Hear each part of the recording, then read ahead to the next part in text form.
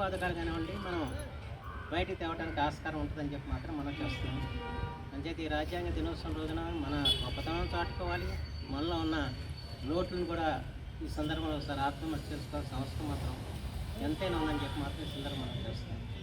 ఎందుకంటే నా కళ ముందే చూస్తూ ఉంటారు, చాలామంది పాపం పని చేస్తూ ఉంటారు కార్యకర్తలు, కానీ వాళ్ళు ఎలక్షన్ వచ్చేవాడికి ఎవరు నిలబెట్టే పరిస్థితి. ఎందుకంటే నా దగ్గర డబ్బు లేదు, ఒక డబ్బు లేని వాళ్ళు నిలబెట్టిన వాళ్ళు గెలుస్తారని నమ్మకం లేని పరిస్థితి. ఆ పరిస్థితి వల్ల మనం చక్కదిద్దకపోతే ప్రజల్లో ఒక చైతన్యం తీసుకొచ్చి మనం సామాన్యుడికి పట్టాభిషేకం చేయకపోతే సామాన్యులు ఇవాళ రోజు రోజుకి కూడా నష్టపోయే పరిస్థితి మాత్రం వస్తుందని చెప్పి మాత్రం రాజకీయ జీవితంలో గమనించిన అంశం చెప్పి మాత్రం ఈ సందర్భం మనం చేస్తాం.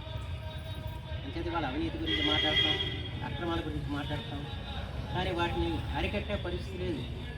నేను సేవసేపడేటప్పుడు నేను చాలా మాటలు చెప్పాను ఎన్నికల సందర్భంలో కానీ అంతకుముందు కానీ వాళ్ళ చేసే పరిస్థితి లేదు. ఎందుకు లేదంటే వాళ్ళ వ్యవస్థ అంతగా దిగజారిపోయిన పరిస్థితి, వాళ్ళు ఎవరితో పని చేయించే పరిస్థితి లేదు.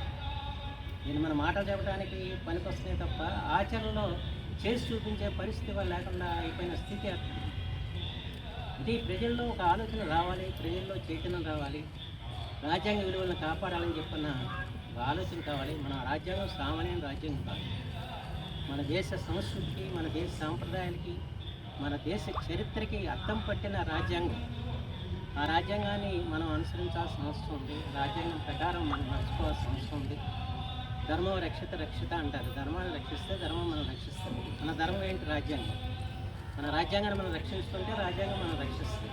కానీ రాజ్యాంగానికి వ్యతిరేకంగా మనం పనులు చేసి రాజ్యాంగాన్ని నిర్వీర్యం చేస్తే ఇంకా మనం రక్షించే వాళ్ళే ఉండరు.